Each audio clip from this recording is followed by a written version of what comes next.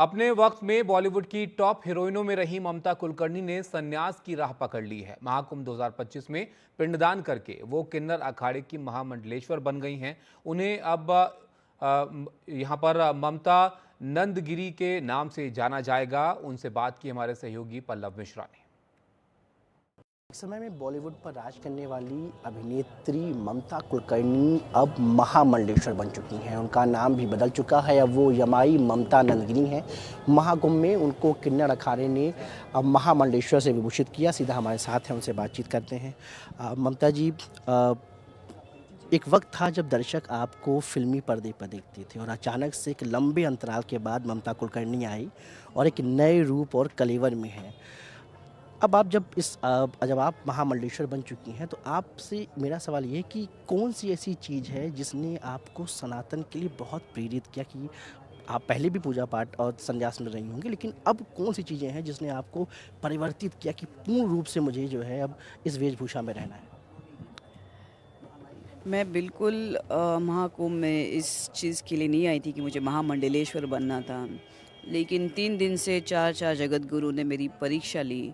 मुझे आध्यात्मिक और ध्यान तप के सब प्रश्न मुझे पूछे गए, जो एक तपस्वी एक दूसरे तपस्वी को पूछ सकता है, ऐसे प्रश्न मुझे पूछे गए और मैंने उनको एक-एक करके उनके सब प्रश्नों को जवाब देती गई। तो उनको समझ में आया कि मैंने वाक़ई जो मैं कह रही हूँ कि मैंने 23 साल तप किया, ध्यान किया, योग किया, ब्रह्मचर्य प्राप्त किया। मेरे वो प्रश्न के उत्तर को समझने के बाद ही मुझे महामंडलेश्वर बनाने की इन लोगों ने चेष्टा की है। जैसे एक खिलाड़ी हो, वो 4-5 साल मेहनत करता है कि ताकि उसको ओलंपिक में मेडल मिल जाए। तो वैसे मेरे 23 साल का ध्यान, तप, वैराग्य, अष्टांग योगा,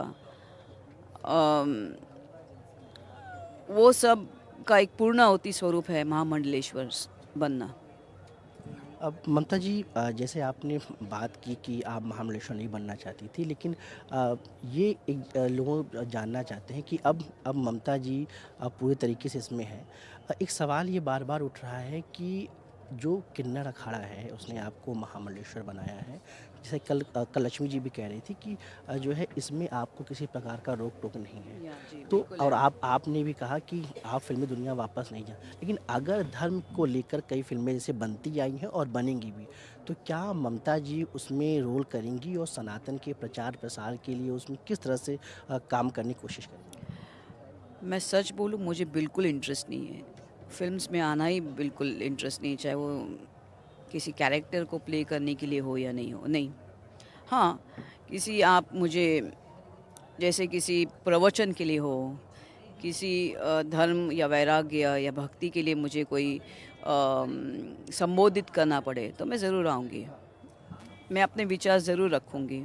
ममता, जैसे हमने देखा कि पिछले जो 2 दशक रहे वो बहुत उतार चढ़ाव के रहे और आप लगातार जब कला का पट्टाभिषेक हो रहा था, आप बहुत भावुक भी दिखी जो है। तो ये हम जानना चाह रहे थे कि अब जब आप अध्यात्म की दुनिया में हैं, सनातन के प्रचार प्रसार में रहेंगी, तो आपके लिए अध्यात्म क्या है? आप अध्यात्म को किस रूप में देखती हैं? क्योंकि लंबा संघर्ष रहा आपके लिए, उतार चढ़ाव, और आपने कहा कि जब आपका खराब समय चल रहा था, तो आप शिकायत भी भोलेनाथ से कर रही थी। तो क्या चीज़ें थी और क्या आप अध्यात्म को किस रूप में देखती समझती? देखिए, काफ़ी लोग मेरे भावुक वो महामंडलेश्वर अभिषेक को लेके काफ़ी प्रतिक्रिया लोगों की आ गई थी, आ रही है कि मैं कोई पश्चाताप, मेरे ऊपर कोई केस ही नहीं, तो पश्चाताप किस चीज़ का? पश्चाताप तो वो करे जिन्होंने मेरे ऊपर केस किया, वो करेंगे। मैं कैसे? मैंने कुछ किया ही नहीं, मेरे ऊपर केस ही नहीं, तो पश्चाताप का कोई सवाल ही नहीं उठता। तो कोई हार के जीवन से मैंने कोई संन्यास नहीं लिया। मैंने 23 साल का कड़क तप किया और लोगों का ऐसा भ्रम है कि और काफ़ी लोगों के मैंने ऐसे पढ़े हैं कि वो कह रहे हैं कि मैं हार के जीवन से, और उनको लगता है कि कुछ लोगों को ऐसा भी है कि मैंने ये क्यों किया सनातन धर्म, ये क्यों मैंने भव्य कपड़े धारण किए। उनको बहुत अफ़सोस हो रहा है कि मैंने ऐसे क्यों किया, मैंने बहुत बड़ी गलती की इसको चूज़ करके। तो मैं बोला, 23 साल का तप जो होता है आदमी करता है, उसकी जो अवार्ड होता है, और मैं इनफैक्ट जब अभिषेक हो रहा था मेरे ऊपर, मैं तो भगवान को, मेरे सुख के अश्रु निकल रहे थे। मैं भगवान को अपने बार बार कृतज्ञ हो गई थी कि आपने मुझे ये दिया, इस चीज़ के लिए मेरे मेरे लिए दिन रखा था, वो भी कल शुक्रवार था।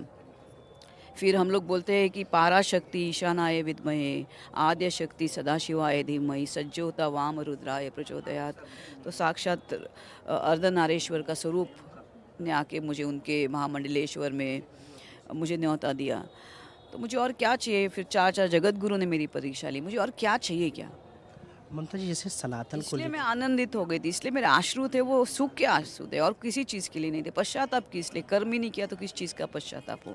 ममता जी, जैसे कई लोग सनातन पे सवाल भी उठा रहे हैं और महाकुंभ को लेकर भी सवाल उठा रहे हैं।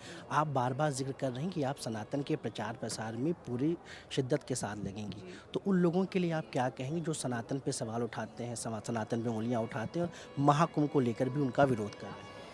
नहीं, महाकुंभ किस लिए? महाकुंभ तो ये देखिए चार चार ग्रह एक साथ सम्मिलित हो गए, उनका योग बन रहा है, प्लस 144 साल के बाद ये योग बन रहा है।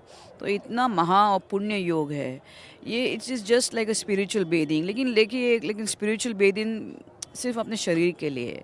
आत्मा और अंतर आत्मा की बेदिंग के लिए आपको सिर्फ तपस्या, ध्यान और धर्म, भक्ति, इसी मार्ग को चूज़ करना पड़ेगा।